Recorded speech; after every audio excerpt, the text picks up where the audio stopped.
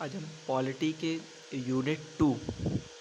Unit to federal system अर्धसंघवाद के बारे में पढ़ते हैं। अगर प्रश्न आता है कि अर्धसंघवाद क्या है और एकात्मक तथा संघात्मक शासन व्यवस्था की विशेषताओं को बताइए, तब हम लिखेंगे अर्धसंघवाद। पहले हम बताएंगे अर्धसंघवाद होता क्या है। अच्छा, अर्धसंघवाद समझने के लिए पहले एक चीज़ समझिए कि अर्धसंघवाद होता क्या है। अर्धसंघवाद का मतलब है चलो ये पहले समझते हैं कि किसी देश में शासन व्यवस्था कैसी होती है। तो शासन व्यवस्था दो प्रकार की होती है, या तो होगी संघात्मक या तो होगी एकात्मक। इसका मतलब क्या है? तो संघात्मक शासन व्यवस्था का मतलब ये है कि जिस देश में केंद्र सरकार का भी अस्तित्व हो और राज्य सरकार का भी अस्तित्व हो, वहाँ पर उस देश पर संघात्मक शासन व्यवस्था होती है। और जिस देश में केवल केंद्र सरकार का अस्तित्व हो, राज्य सरकार कुछ भी ना बोले, बिल्ली की तरह बैठी रहे, वहाँ पर एकात्मक शासन व्यवस्था होती है। चलो एक एग्जाम्पल लेते हैं, एक परिवार से समझते हैं। मान लीजिए एक परिवार है, परिवार मतलब एक देश। उस परिवार में एक पिताजी हैं और उनके कुछ बच्चे हैं। तो अगर उस परिवार में पिताजी की भी और बच्चों की भी दोनों की चलती है, अगर कोई काम करना है तो दोनों की सहमति से चलता है, या कुछ बंटवारा कर दिया गया है कि बड़ा बड़ा काम जो होगा, किसी की शादी वादी करवानी है तो वो पिताजी करवाएंगे, या छोटे मोटे काम करवाने हैं तो वो बेटे करवाएंगे। तो ऐसे मतलब दोनों अस्तित्व में हैं। अगर कोई काम पड़ेगा तो दोनों को ही पूछा जाएगा, पिताजी को भी और बेटों को भी।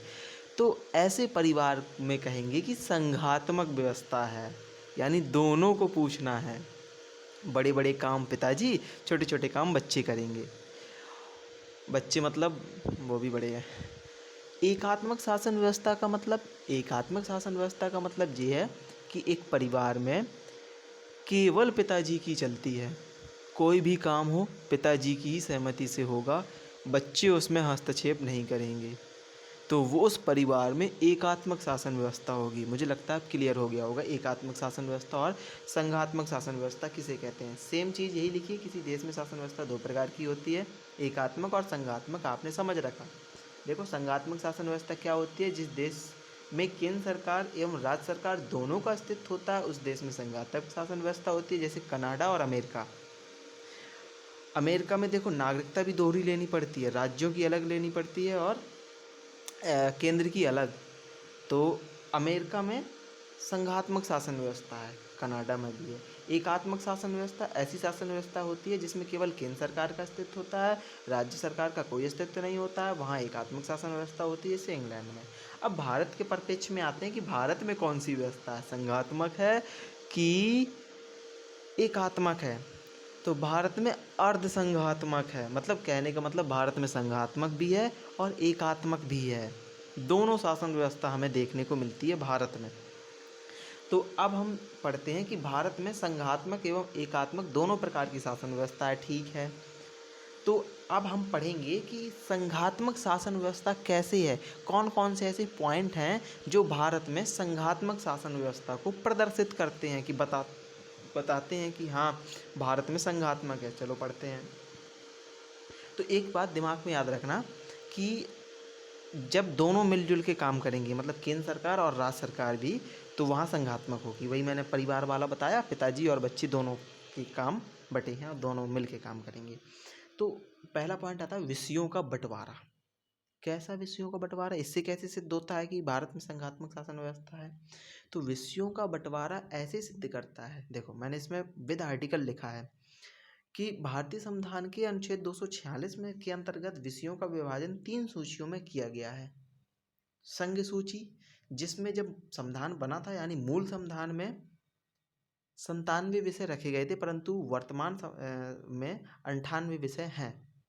मतलब कि इन 98 विषयों पर कानून केंद्र सरकार बनाएगी। लेकिन ठीक है, केंद्र सरकार बनाएगी तो अभी तो ये सिद्ध हुआ नहीं कि ये इसमें राज्य सरकार का तो अभी अस्तित्व तो आया नहीं है। आगे पढ़ते हैं। दूसरी सूची, 3 सूचियों में विभाजित ना। देखो दूसरी सूची राज्य सूची, जिसमें वर्तमान में 61 है, परंतु मूल संविधान जब बना था तब इसमें 62 विषय रखे गए थे, परंतु अब 61 हैं। लेकिन आई ना राज्य सूची, मतलब अब राज्य सूची में कानून कौन बनाएगा? राज्य विधानमंडल बनाएगा। यानी राज्य विधानमंडल राज्य सूची के विषयों पर कानून बनाएगा। संघ सूची पर कानून बनाएगा केंद्र सरकार। और तीसरी सूची समवर्ती सूची है, जिसमें वर्तमान में 52 विषय रखे गए हैं। तो समवर्ती सूची पर कानून कौन बनाता है? समवर्ती सूची पर कानून बनाता है संसद। और ये ऐसे विषय होते हैं, इसमें ऐसे विषय रखे जाते हैं जो कि ना राज्य सूची में होते हैं और ना ही केंद्र सूची में होते हैं। तो इस पॉइंट ने ऐसे हमें बताया कि संघात्मक व्यवस्था है कि देखो कुछ विषय तो केंद्र के पास हैं और कुछ विषय राज्य के पास भी हैं। यानी कुछ विषयों पर कानून राज्य भी बना सकती है।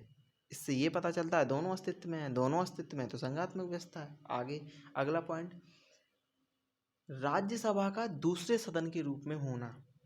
राज्यसभा का दूसरे सदन के रूप में होना ये कैसे दर्शाता है कि संघात्मक व्यवस्था है? तो चलो पढ़ते हैं।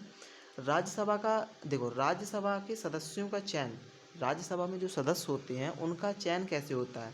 तो राज्यसभा के सदस्यों का चयन राज्य विधानमंडल के द्वारा किया जाता है, जो केंद्र सरकार तक राज्यों की समस्याओं को पहुंचाती हैं।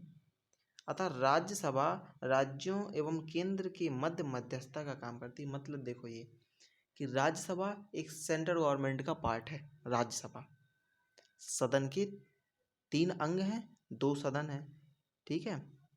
तो लोकसभा, राज्यसभा, तो राज्यसभा सेंट्रल गवर्नमेंट का पार्ट है। और राज्यसभा में लेकिन जो बैठे होते हैं सांसद, वो कहाँ से भेजे जाते हैं? वो भेजे जाते हैं राज्य विधानमंडलों से, ठीक है। तो राज्यों से भेजे जाते हैं ना, तो राज्यों का अस्तित्व आया कि नहीं आया केंद्र में? इसका मतलब कि संघात्मक शासन व्यवस्था है। राज्यसभा में 250 सदस्य होते हैं, जिसमें से 238 सदस्य राज्य विधानमंडल से भेजे जाते हैं। 12 सदस्य जो है राष्ट्रपति मनोनीत करता है, ठीक है। आगे तीसरा पॉइंट है अखिल भारतीय सेवाओं का होना। अखिल भारतीय सेवाएं कौन होती हैं?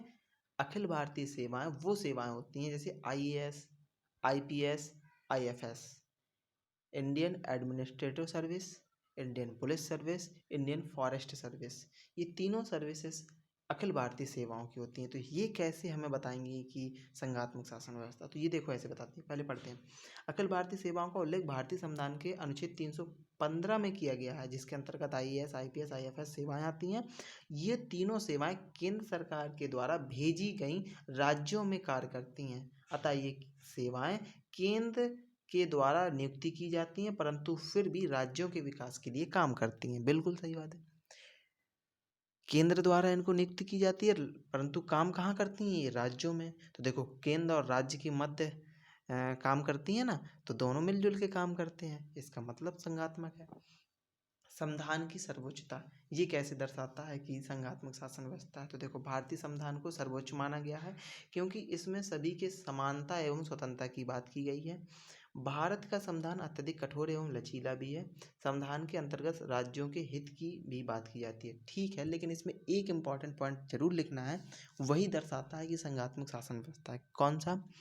कि आर्टिकल 368 के तहत संसद भारतीय संविधान में संशोधन तो कर सकती है, परंतु उसके मूलभूत ढांचे पर संशोधन नहीं कर सकती है। जो मूलभूत ढांचा बना हुआ है उसमें, उस पर संशोधन नहीं कर सकती कि मतलब 25 भाग हैं, 395 अनुच्छेद हैं और 12 अनुसूचियाँ हैं, तो इनको नहीं बदल सकती है। इन पे संशोधन करके बढ़ा सकती है, लेकिन इन पर बदल नहीं सकती है, ठीक है। स्वतंत्र न्यायपालिका। स्वतंत्र न्यायपालिका का मतलब है कि भारत में सरकार के 3 स्तर हैं: विधायिका, कार्यपालिका और न्यायपालिका, ठीक है। भारत में न्यायपालिका को स्वतंत्र रखा गया, अतः जब केंद्र और राज्य के बीच कोई विवाद होता है तो उसे सीधे सर्वोच्च न्यायालय सुनता है। तो ये नहीं है कि केवल अगर कोई विवाद हो गया राज्य सरकार से केंद्र सरकार का तो बस जीतेगा केवल केंद्र सरकार, नहीं, उसकी सुनवाई होगी, स्वतंत्र न्यायपालिका है, सबकी सुनवाई होगी। ठीक है, बाकी पढ़ लेना। अब देखो एकात्मक शासन व्यवस्था के प्रावधान समझते हैं। अभी तक हमने पढ़ी कि संघात्मक शासन व्यवस्था के हमने 5 पॉइंट पढ़ लिए, और भी पॉइंट हम दे सकते हैं। अब हम पढ़ते हैं एकात्मक शासन व्यवस्था के पॉइंट। अब हमें पता कैसे चलेगा कि केवल एकात्मक शासन व्यवस्था में केवल हमें ये पता चलेगा कि केवल केंद्र सरकार का ही अस्तित्व रहेगा। तो चलो पढ़ते हैं। तो देखो सबसे पहली बात कि पहला पॉइंट है कि सभी महत्वपूर्ण विषय एवं अत्यधिक विषय संघ सूची में रखे गए हैं। आपने देखा था संघ सूची में कितने विषय थे, 97 विषय थे, परंतु वर्तमान में 98 विषय हैं। पहले 97 थे लेकिन अब 98 हैं। और राज्य सूची में कितने, 61 विषय हैं। अब बताइए केंद्र सरकार में कितने, संघ सूची में कितने, 98, और राज्य सूची में 61। तो ज़्यादा किस में, संघ सूची में। अब संघ सूची में ज़्यादा विषय हैं और इम्पॉर्टेंट विषय भी उसी में रखे गए हैं। तो ये दर्शाता है कि भाई तुम तो बड़े बड़े हो गए। ठीक है, तो ये ये एकात्मक शासन दिखाता है। दूसरा पॉइंट है अनुच्छेद 248 के तहत अवशिष्ट विषयों पर कानून संसद बनाएगी। अच्छा, मैंने समवर्ती सूची पर जो बताया था उसमें शायद मैंने मिस्टेक कर दिया। समवर्ती सूची पर वे विषय रखे गए हैं जिन पर केंद्र सरकार भी कानून बना सकती है और राज्य सरकार भी बना सकती है। उसके लिए सॉरी, उसमें समवर्ती सूची में वे विषय रखे जाते हैं जिसमें केंद्र सरकार और राज्य सरकार दोनों कानून बना सकती है। लेकिन अभी पढ़ेंगे कि अगर मान लो कोई एक ऐसा विषय है जो समवर्ती सूची में है और उस पर केंद्र सरकार को भी कानून बनाना है और राज्य सरकार को भी बनाना है, तो कौन बनाएगा, ये भी पढ़ेंगे हम। अच्छा लीजिए 248 में ही पढ़ लिया हमने कि जो अवशिष्ट विषय हैं, अवशिष्ट विषय का मतलब जो केंद्र में ना हो, राज्य में ना हो और समवर्ती सूची में भी ना हो, तीनों सूची में ना हो, तो उन पर कानून कौन बनाएगा, संसद बनाएगा। अब बताइए तीनों सूचियों में वो कोई विषय नहीं है तो उसमें राज्य का कोई हस्तक्षेप नहीं होगा, केवल संसद बनाएगा कानून, यानी केंद्र सरकार बनाएगी। ठीक है, अनुच्छेद 249 के तहत ये बताया गया कि यदि कोई राज्य सूची का विषय राष्ट्रीय महत्व का हो गया है, सेंट्रल गवर्नमेंट के महत्व का हो गया है, तो राज्यसभा के उपस्थित व मतदान करने वाले 2/3 सदस्यों के बहुमत से प्रस्ताव कर रख सकती है। और इस पर कानून कौन बनाएगा, इस पर कानून बनाएगा संसद, और ऐसा कानून 1 साल के लिए मान्य होता है। इस पॉइंट को समझते हैं। देखो आर्टिकल 249 में ये बताया गया है कि ऐसा कोई विषय जो राज्य सूची का है, तो राज्य सूची का विषय पे कानून तो केवल राज्य सरकार बनाती है, लेकिन अगर ऐसा कोई विषय है जो राज्य सूची का है और वो केंद्र सरकार के महत्व का हो गया है, तब उस पर केंद्र सरकार ही कानून बनाएगी। लेकिन क्या होगा कि राज्यसभा के 2/3 सदस्यों की बहुमति लेगी। ये एक विशेष बहुमत होता है और वो बहुमत दे भी देते हैं। बहुमत होएगा और 1 साल के लिए वो कानून केंद्र सरकार बना लेगी। तो इसका मतलब कि भैया राज्य सूची पर भी कानून कौन बना सकती है, केंद्र बना सकती है। अब बताइए क्या है राज्य के पास, कुछ नहीं। आर्टिकल 250 के तहत ये बताया गया कि यदि किसी राज्य में अनुच्छेद 356 के तहत राष्ट्रपति शासन लगाया गया। देखो राष्ट्रपति शासन बहुत इंपॉर्टेंट है। राष्ट्रपति शासन यूनिट नंबर 8 में प्रेसिडेंशियल रूल, ये अपने सिलेबस में भी है, इम्पॉर्टेंट भी है। तो आर्टिकल 356 के तहत राष्ट्रपति शासन लगता है। कहाँ लगता है, राज्यों पर लगता है। कब लगता है, जब राज्यों पर संविधान का पालन नहीं किया जा रहा है और उस राज्य का जो राज्यपाल है वो राष्ट्रपति को ये सूचना दे दे कि इस राज्य में संविधान का पालन नहीं किया जाता है, तो राष्ट्रपति आर्टिकल 356 के तहत उस राज्य में राष्ट्रपति शासन लगा देता है। अब अगर राष्ट्रपति शासन लग गया तो क्या होगा कि उस राज्य के राज्य सूची के विषय में कानून संसद बनाएगी। अब बताइए राष्ट्रपति शासन लग गया तो राज्य सूची पर कानून कौन बनाएगा, संसद बनाएगा। मतलब संसद ही सब बनाएगी कानून, अब राज्य का गया खत्म। आर्टिकल 251 के तहत ये बताया गया कि आर्टिकल 249 और 250 के तहत जो बने कानून हैं उनका टकराव हो जाए तो संसद का कानून माना जाएगा। मतलब कि राज्य सूची के विषय का टकराव और जो 250 के तहत ये जो अभी कानून बना है कि राष्ट्रपति शासन लागू हो तो संसद ने कानून बना दिया, तो इन दोनों का अगर टकराव हो जाए तो संसद का कानून माना जाएगा, राज्य का कानून नहीं माना जाएगा। अनुच्छेद 253 के अनुसार बताया गया यदि किसी राज्य सूची के विषय पर केंद्र सरकार केंद्र द्वारा संघीय समझौता हो तो उस विषय पर कानून संसद बनाएगी। मतलब कोई ऐसा विषय है जो राज्य सूची का है और उस विषय पर केंद्र सरकार ने संधि या समझौता कर लिया किसी दूसरे देश के साथ, तो उस अब वो राज्य सूची का विषय है, लेकिन अब उस पर कानून कौन बनाएगा? संसद बनाएगी। तो भैया राज्य ले डूब गया, राज्य का कुछ बचा ही नहीं है। अच्छा, अभी हमने पढ़ा था उसमें संघात्मक व्यवस्था में कि अगर राज्यसभा दूसरे सदन के रूप में है तो वो संघात्मक शासन व्यवस्था दिखाता है। अब यहीं पढ़ते हैं कि राज्यसभा में राष्ट्रपति द्वारा मनोनीत सदस्य, मतलब कि राज्यसभा में 12 सदस्य राष्ट्रपति मनोनीत करता है राज्यसभा में।